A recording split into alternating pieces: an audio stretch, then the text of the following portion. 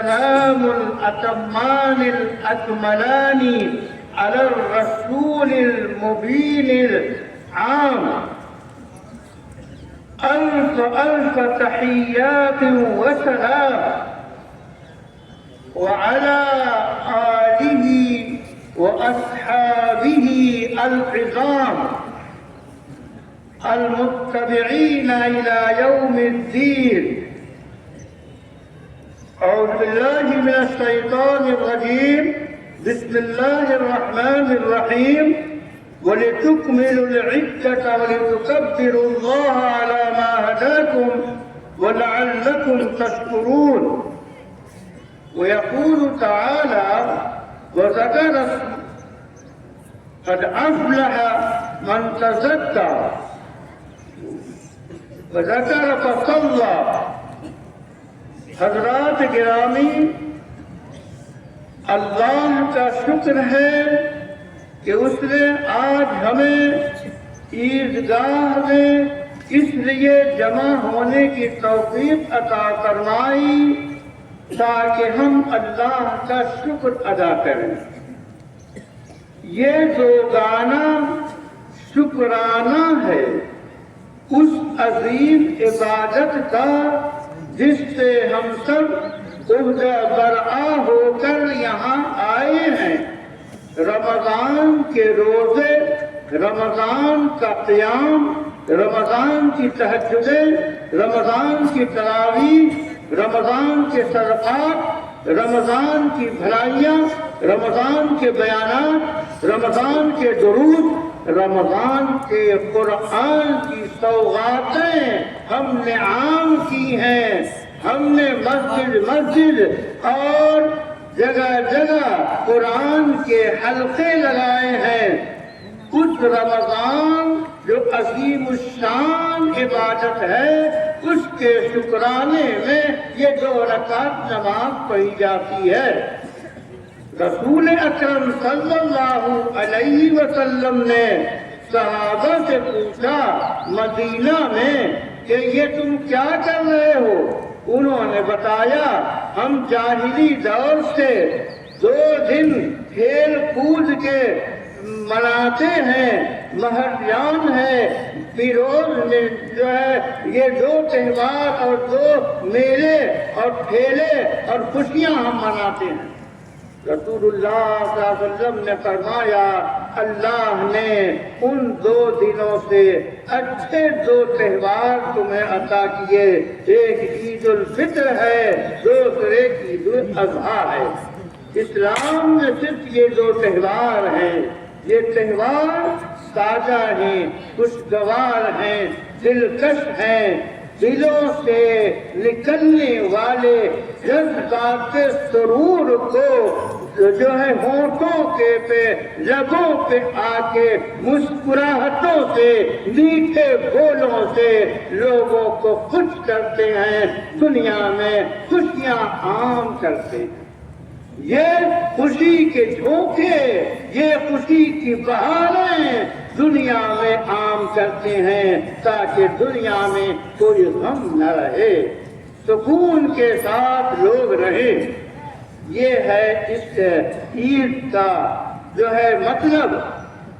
خود علامہ ابن تیمیہ، علامہ ابن قیم فرماتے ہیں کہ اللہ تعالیٰ عظیم عبادت کے بعد شکرانے کے طور پہ یہ نماز پڑھاتے ہیں.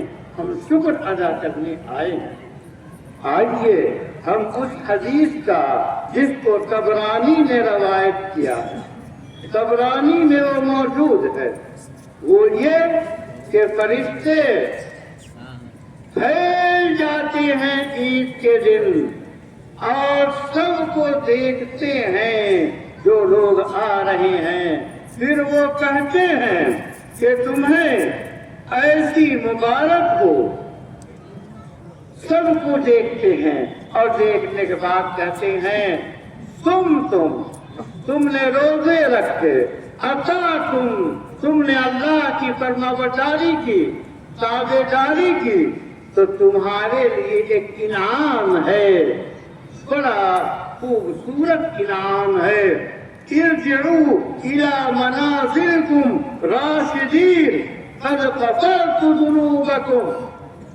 رب کی طرف سے اعلان ہوتا ہے کہ آج جب آپ آئے ہیں، آج جب آپ نے روزے رکھے، اپنے نفس کو دبایا اور روزے رکھے، بھوک اور پیاس سے صبر کیا، روزے رکھے، رات کو تراویح پڑھی آپ نے اپنے کو تھکایا، رب کے سامنے حاضر رہے، تو ان تمام کے بدلے میں تمہیں بخشش کا اعلان کیا جاتا ہے، جاؤ سب کے سب بخش دیے گئے۔ یہ کتنی بڑی نعمت ہے کہ ہم یہاں سے جائیں گے تو اللہ کی ذات سے امید ہے کہ ہماری مغفرت کر دی جائے گی۔ اور حضرات، عید کا ایک فلسفہ اور ہے، وہ یہ کہ رب کے رسول صلی اللہ علیہ وسلم نے فرمایا للصائم فرحتان، فرحة عند الإفطار وفرحة عند لقاء الرحمن۔ روزے دار کو دوہری خوشیاں ملتی ہیں، ایک خوشی تو ہر دن افطار کے وقت، ذرا خود فیصلہ کیجیے، جب آپ دسترخوان سجائے بیٹھتے ہیں، روح افزا کا جام چھلکتا ہے، ایک منٹ بھی پہلے اس جام کو پی نہیں سکتے، کیوں؟ اللہ نے روکا۔ وہ روح افزا حلال ہے، وہ شربت حلال ہے، وہ کھانا حلال ہے جو دسترخوان پہ افطار کے وقت چنا ہوا ہے، لیکن آپ نہیں کھاتے، حلال سے پرہیز کرتے ہیں۔ اس حلال سے ایک مہینہ پرہیز کرا کے آئندہ 11 مہینوں میں تمام حرام سے پرہیز کرانا مطلب ہے، یہ ٹریننگ ہے، یہ تربیت ہے۔ رمضان میں ایک مہینہ روزہ رکھا کر حلال سے آئندہ 11 مہینوں میں آپ حرام چیزوں سے بچیں۔ کوئی ہاتھ نہ لگائے شراب کی بوتل کو، جس نے روح افزا کی بوتل کو دل میں اللہ کے خوف سے ہاتھ نہیں لگایا، وہ 11 مہینے شراب کی بوتل کو ہاتھ نہ لگائے۔ اے نوجوانوں، خود نشے سے بچو، نشے کی جتنی قسمیں ہیں وہ آپ جانتے، صرف شراب ہی نشہ نہیں ہے، نشے کی جتنی قسمیں ہیں اس سے آپ پرہیز کریں۔ یہ کوکین، یہ ہیروئن، یہ انجیکشن، یہ پلاسٹک کو جلا کے ناکوں سے سونگ کر جو بچے برباد ہو رہے ہیں، ان نسلوں کو دشمن تباہ کر رہا ہے۔ آپ جائزہ لیجیے، ایسے بچوں کو نشے کے آغوش سے نکالیے اور ان کو عقل و خرد کی طرف لائیے، یہ معاشرے کی ذمہ داری ہے۔ تو حرام سے بچنا ہمارے لیے ضروری ہے۔ حضرات گرامی، یہ شکرانہ ہم ادا کرنے آئے، پوری توجہ سے ادا کریں، اور اس کے ساتھ ساتھ رمضان المبارک میں جو سب سے اہم چیز ہے، جو رمضان کا تعارف کرایا جاتا ہے، قرآن رمضان کا تعارف کرا رہا ہے کہ رمضان کا وہ مہینہ جس پہ قرآن اتارا گیا۔ تو رمضان کی برکتیں، رمضان کی رحمتیں، رمضان کی وسعتیں، رمضان کی مغفرتیں، رمضان کی خوبیاں، رمضان کی ہر طرح کی رحمتیں یہ جو ملی ہیں یہ قرآن کی وجہ سے ملی ہے۔ قرآن کو پڑھیے، آپ نے رمضان میں قرآن کی تلاوت کی، ایک ایک حرف پہ 10 نیکیاں ملی۔ اس قرآن کو، وہی کے اس پہلے لفظ کو اقرا پڑھیے، اس امت کو پڑھی لکھی ہونا چاہیے۔ اب آپ اپنا جائزہ لے لیجئے کہ سچل کمیٹی کی مطابق مسلمان پسماندہ قوم ہے تعلیم میں۔ کیوں آپ پسماندہ ہیں؟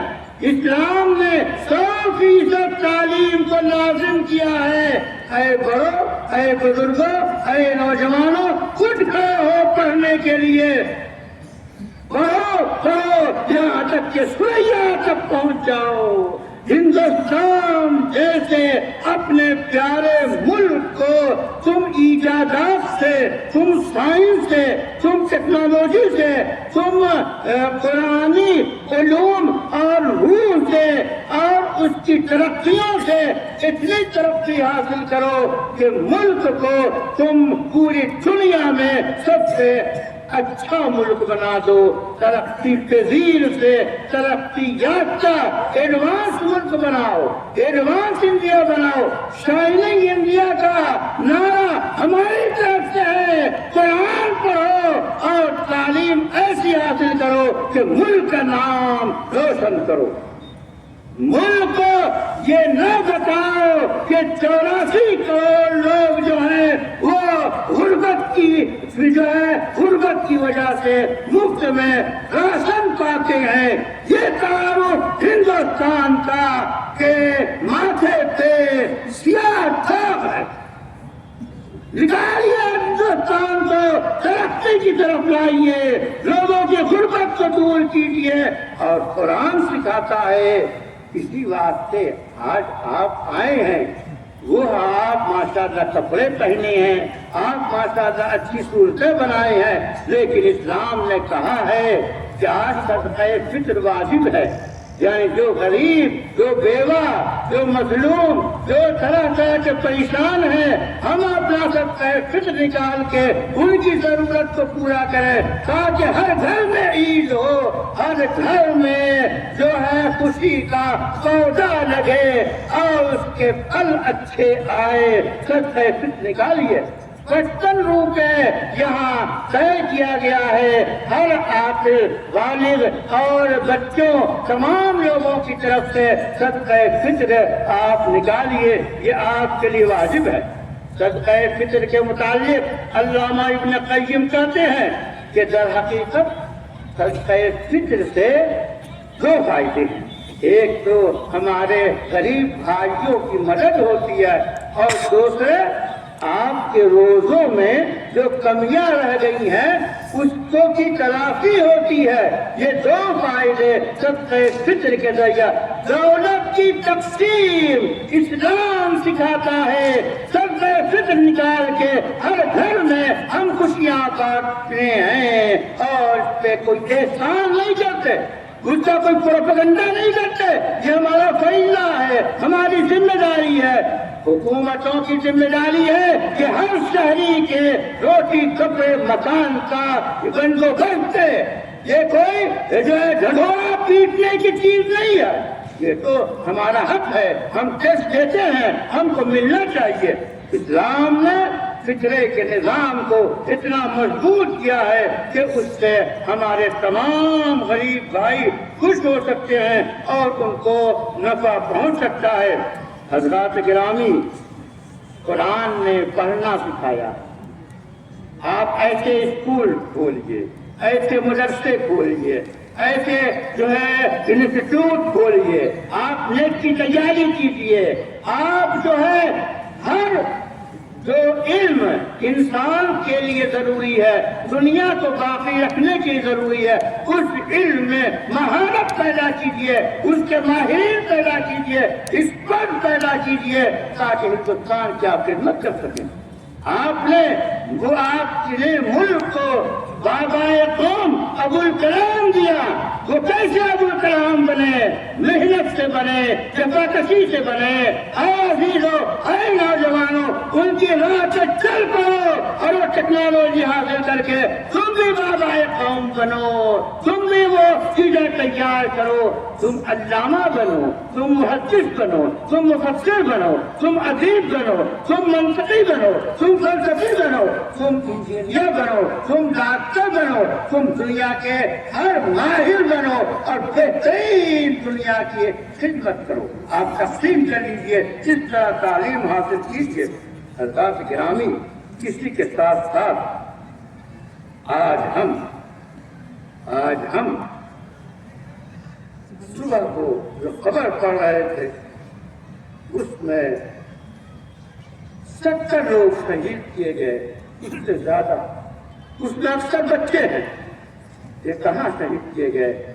غزہ میں، فلسطین میں، ظالم صہیونی جابر، اللہ کی اس پہ لعنت ہو، اسرائیل جو بمباری کر رہا ہے ملتوں پہ، وہ ظالم ہے اور فلسطینیوں کو شہید کر رہا ہے۔ 70 سے زیادہ صبح کی جو ہے خبریں ہیں۔ اے لوگوں، آپ اللہ سے دعا کیجیے، اے لوگوں آپ رائے عامہ غور کیجیے، اے لوگوں آپ اسرائیل سے بنی ہوئی چیزوں کا بائیکاٹ کیجیے۔ آپ اسرائیل کی ایک چمچہ کولا خرید کے گویا اسرائیلی سپاہی کو آپ ایک گولی فراہم کرتے ہیں، ساتھ کے سینے میں طرف ہو، خبردار ان کے سامان کا بائیکاٹ کیجیے۔ اسرائیل ایسا ملک ہے جو درندہ ہے، اسرائیل ایسا ملک ہے جو درندگی کی حدوں کو پار کیے ہوئے ہے۔ کیا مطلب ہے 50,000 سے زیادہ لوگوں کو، بچوں کو، عورتوں کو شہید کیا، جبکہ جنگی نظام کا اصول ہے کہ عورتوں کو اور بچوں کو نہ مارو۔ یہ اسرائیل درندہ ہے، درندے سے بھی آگے بڑھا ہوا ہے، لیکن فلسطینیوں کو کہ جانبازوں کو آپ یاد دیجیے، ان کے لیے دعائیں کیجیے، ان کے حوصلے کو بلند کیجیے کہ وہ مسجد اقصی کی آزادی کے لیے لڑ رہے ہیں اور مسجد اقصی کو آزاد کرائیں گے۔ ہم سب آگے چلیں اپنی قوت اور طاقت سے، دستور کے مطابق ہم مسجد اقصی ہماری ہے، ہم اسے لیں گے اور اسرائیل کی تباہی کا منظر ہم دیکھیں گے۔ حضرات گرامی، ظلم جہاں بھی ہو، فلسطین میں ہو یا غزہ میں ہو، شام میں ہو، لبنان میں ہو، کہیں بھی ہو، ہندوستان میں ہو، کہیں بھی ہو، ظلم تو ظلم ہے۔ ظلم کی ٹہنی پھلتی پھولتی نہیں، کاغذ کی ناؤ چلتی نہیں۔ ہمارے حکمرانوں کو جو ہے باقاعدہ سوچنا چاہیے کہ کہیں ظلم نہ کریں۔ ان کے پاس اقتدار ہے، ان کے پاس لاؤ لشکر ہے، ان کے پاس جو ہے پولیس ہے، فوج ہے، ان کا صحیح استعمال کرنا ان کی ذمہ داری ہے۔ دستور ہند کے مطابق اس کا استعمال ہونا چاہیے۔ مس یوز غلط ہے، غلط استعمال کی اجازت نہیں ہے۔ حضرات گرامی، جب بات آتی ہے ظلم، جب بات آتی ہے انصاف کی، تو ہمیں انصاف قائم کرنا چاہیے۔ آج ہم اس کا بھی تذکرہ کہیں گے جو حکومت نے ہمارے چاہے بغیر، ہماری مرضی کے بغیر ہمارے امور میں، ہمارے معاملے میں دخل لے رہی ہے اور ایسا بل پاس کر چکی ہے، آخری مرحلے میں ہے، جو مختلف مرحلوں سے گزر کے آخری مرحلے میں پاس ہونے کو جا رہا ہے۔ وہ بل کیا ہے؟ وہ بل وقت ترمیمی بل ہے۔ میرے عزیز جوانوں، پڑھو جانو، وقت کسے کہتے ہیں؟ کوئی بھی انسان اللہ کے لیے کوئی زمین، کوئی جائیداد، کوئی چیز وقف کر لے، مطلب یہ ہے کہ اب وہ اس کی نہیں، اس کا مالک اللہ ہے۔ اور وقف کرنے والا جو شرط لگا دے، اسی شرط کے مطابق وہ چیز استعمال ہوگی۔ کسی نے اپنی زمین وقف کی اور اس نے شرط لگائی کہ یہ مسجد بنے گی، تو اس جگہ پہ مسجد ہی بنا سکتے ہیں۔ کسی نے کہا کہ اس جگہ کو ہم مدرسے کے لیے، اس جگہ کو بیواؤں کی مدد کے لیے، اس جگہ کو پرندوں کے کھانا کھانے کے لیے، پرندوں کے چارے کے چگنے کے لیے کیا، تو وہ وقت اسی کے لیے ہوگا۔ مسلمانوں نے اتنے اوقاف کیے ہیں کہ پرندوں کے چگنے کے لیے اور دانے کے لیے بھی وقت کیا ہے، تاکہ پرندوں سے محبت ہے، پرندے زندہ رہ سکیں۔ انسان تو انسان ہے، یہ اوقاف ہے، مسجد وقف ہے، عیدگاہ وقف ہے، مدرسہ وقف ہے، قبرستان وقف ہے، بہت سے ہسپتال وقف ہیں، بہت سے مقدس مقامات وقف ہیں۔ یہ سارے کے سارے وقت کا مطلب یہ ہے اس میں شریعت کا قانون چلے گا، وقف کرنے والے کے مطابق ہی اس کا استعمال ہوگا۔ لیکن حکومت نے جو بل پاس کر رہی ہے اور جو بل پاس لے کر آئی ہے اور کہتی ہے کہ ہم مسلمانوں کی ہمدردی میں آئے ہیں، 100% غلط ہے۔ سب سے پہلا نقصان یہ ہے کہ جو وقف ہے اس سے مذہبی خود مختاری ختم ہوتی ہے، کیونکہ اس ٹرسٹ میں وہ غیر مسلم کو بھی رکھ رہے ہیں۔ غیر مسلم کیا جانے وقت کیا چیز ہے، اس کا غلط استعمال کریں گے تو ہماری جو خود مختاری ہے دین میں یہ مداخلت ہے جو ہمیں برداشت نہیں۔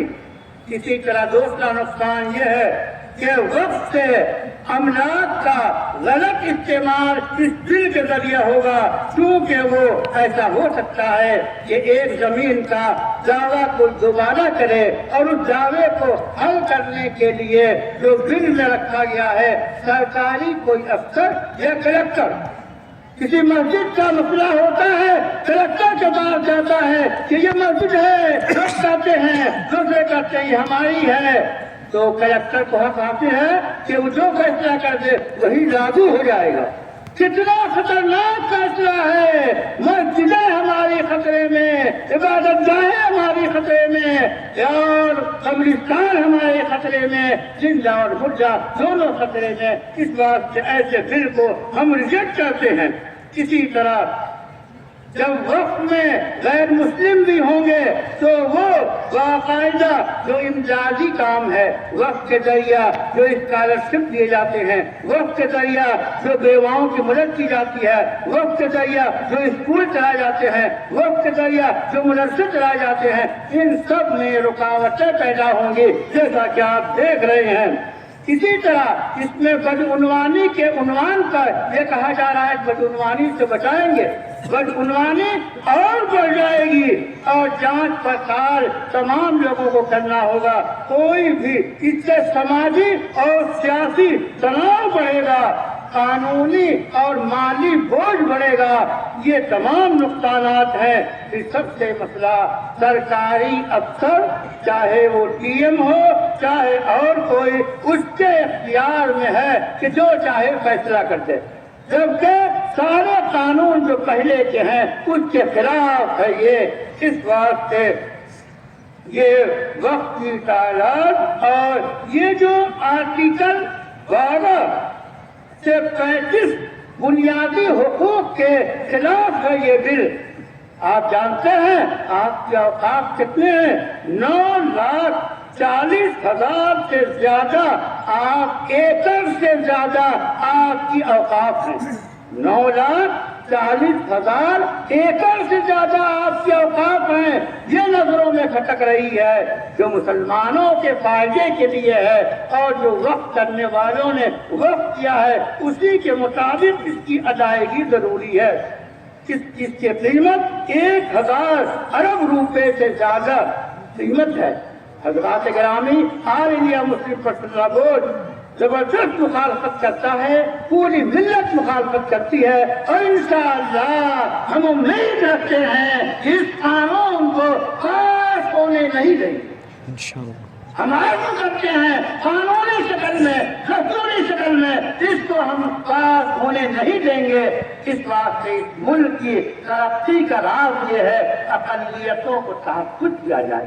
ہمارا یہ ملک ہے، ہم اس کو بنائیں گے، کوئی اس پہ دخل اندازی کرے گا اس کو سمجھائیں گے اور پورے ملک کو آپ حضرات دیکھ رہے ہیں، محبت بانٹیے، فرحت بانٹیے، امن بانٹیے، عدل بانٹیے، مل ملا کے رہیے، اپنے سماج کو جو پلکے ہم مل جل کے دنیا میں ہندوستان میں رہ رہے ہیں اس کو باقی رکھیے، اور کچھ لوگ اگر اس کے خلاف کرتے ہیں تو باقاعدہ دستوری طور پہ ان کے ہاتھ کو پکڑیے، ان کو سمجھائیے، ان کو جو ہے کہ آپ ملک کے ماحول کو اچھا رکھیں۔ ترقی اسی میں ہے، ہندو مسلم سکھ عیسائی بھائی بھائی کا نعرہ دیتے ہوئے انسانیت کی مدد کریں اور ملک کی ترقی کریں، کھوکھلے نعروں سے سیاسی فائدے اٹھانے کی کوشش نہ کریں۔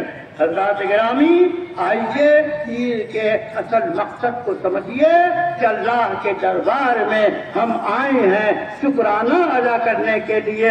فلسطینیوں کے لیے دعا کیجیے، ہر مظلوم کے لیے دعا کیجیے، اور آئیے سجدہ ریز ہونے کے لیے، 2 رکعت پڑھنے کے لیے تیار ہو جائیے۔ وآخر دعوانا ان الحمدللہ رب العالمین۔